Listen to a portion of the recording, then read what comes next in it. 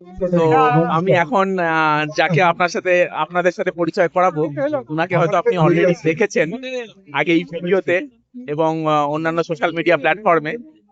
তো তো আমি উনার সাথে আপনাকে পরিচয় করিয়ে দেবো এবং আমি কিছু প্রশ্ন করব। তো জেনে নি এবং আপনারা দেখুন কার সাথে পরিচয় হতে চলেছে। বইমেলাতে আছেন স্যার, যাকে আপনারা দেখেছেন অলরেডি। তো স্যার, আপনাকে তো আমরা দেখেছি এর আগে ভিডিওতেও।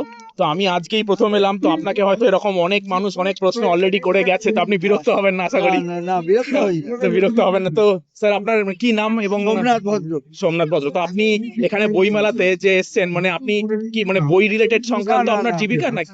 না, আমি আচ্ছা। টেলিকমিউনিকেশনে চাকরি করতাম। আচ্ছা আমি আচ্ছা 2020 সালে রিটায়ার করেছি। এখন টেলিকম ডিপার্টমেন্ট থেকে পেনশন পাই, সবকিছু পাই আর কি। আচ্ছা আচ্ছা আচ্ছা চিকিৎসা পাই, সব রকম হ্যাঁ। পাই। তো স্যার, এবার মেইন যেটা প্রশ্ন, মানে বুঝতেই পারছেন যেটা রিলেটেড, মানে একজনের নিজস্ব সাজ নিয়ে প্রশ্ন করার কথা নয়, কিন্তু আপনারটা হচ্ছে ইউনিক। আমি তো রবীন্দ্রনাথকে হ্যাঁ নকল কোনোদিনও করিনি। আমার হ্যাঁ যখন দাড়িগোঁফ ছিল না, তখনও একজন প্রডিউসার বলতেন যে ছেলেবেলায় রবীন্দ্রনাথ। আর যখন দাড়িগোঁফ হয়, তখন গোলপাক রামকৃষ্ণ মিশনের সুবর্ণানন্দ মহারাজ আমাকে চুল দাড়ি কাটতে বারণ করে দিয়েছে। সুপর্ণানন্দজি মহারাজ, আমি নরেন্দ্রপুরে পড়েছি, আমাদের প্রিন্সিপাল ছিলেন সুপর্ণানন্দজি মহারাজ। উনি আমাকে রবি তীর্থে আমাকে দেখে রবীন্দ্রনাথের ছবির সামনে নিয়ে গিয়ে, আচ্ছা, আমরা ওনাকে সত্যদা বলি, সত্যদা, ভালোবেসে সত্যদা বলি। এখন গোলপার্কে উনি আসেন। হ্যাঁ, হ্যাঁ উনি আমার কাছে জ্যান্ত ভগবান। আমি আচ্ছা সকালবেলা উঠে কিংবা যেখানে বেরোই তার নাম স্মরণ করে বেরোই এবং 108 বার তার নাম জপ করি। আচ্ছা, আমার কাছে কি জ্যান্ত দারুণ। ভগবান। আমাদের সময় উনি কলেজে 3 বছর ছিলেন প্রিন্সিপাল এবং সেক্রেটারিও হন কিছুদিনের জন্য, কয়েক বছরের জন্য, যখন অশ্বত্থানন্দজি চলে যান। তো তো স্যার, আপনার এই মানে রবীন্দ্রনাথ ঠাকুরের প্রতি যে ভালোবাসা, তো সেটা কি মানে ছোটবেলা থেকে আপনার, মানে এই যে কি ভালোবাসা শুধু নয়, রবীন্দ্রসঙ্গীত শোনা, হ্যাঁ রবীন্দ্রসঙ্গীত শোনা। আচ্ছা, তো সেটা আপনার মানে শুধু এই গেট আপ না, মানে এটা তো রবীন্দ্রনাথ ঠাকুর, পরে গেট হয়েছে। আপটা পরে হয়ে যায়। কতদিন হলো সেটা এরকম? এটা উনি বলার পর, কবে, সেটা উনি কবে বলেছিলেন? উনি 2000, আমার মা মারা গিয়েছিল আচ্ছা 10 সালে, 10 2010। সালে পর বলেছে।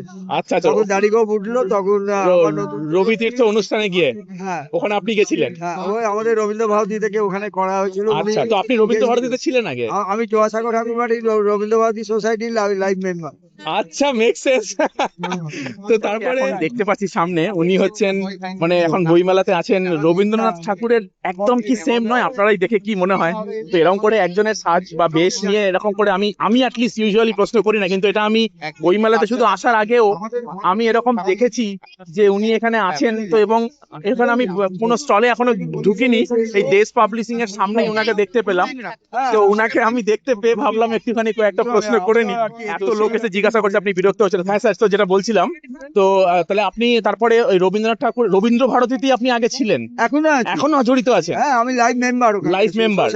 তো রবীন্দ্রনাথ ঠাকুরের গান কবিতা এই সমস্ত আপনার কি মানে চর্চার মধ্যে? আমি গান জানি না, গান জানি, হ্যাঁ সব কীর্তন তো হাতে পাশেই থাকে, হ্যাঁ কিন্তু হ্যাঁ গান করি না। এমনি হয়তো 2-4 লাইন ঘাটতে ঘাটতে ঘাটতে ঘাটতে হয়। আচ্ছা আচ্ছা আচ্ছা। তো তো বই মেলাতে আপনি কি প্রত্যেক বছর আসেন? কারণ আমি প্রতি বছর, প্রতি 2020 বছর, সালে, 2020 সাল থেকে প্রতি বছর, 2020 সাল থেকে রিটায়ার প্রত্যেক করা বছর থেকে। আসছেন? আচ্ছা।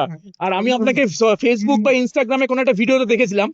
আর আমি আমি, সিনেমা সিরিয়াল সবকিছু করি। আচ্ছা, সিনেমা সিরিয়াল মানে কোন সিরিয়াল?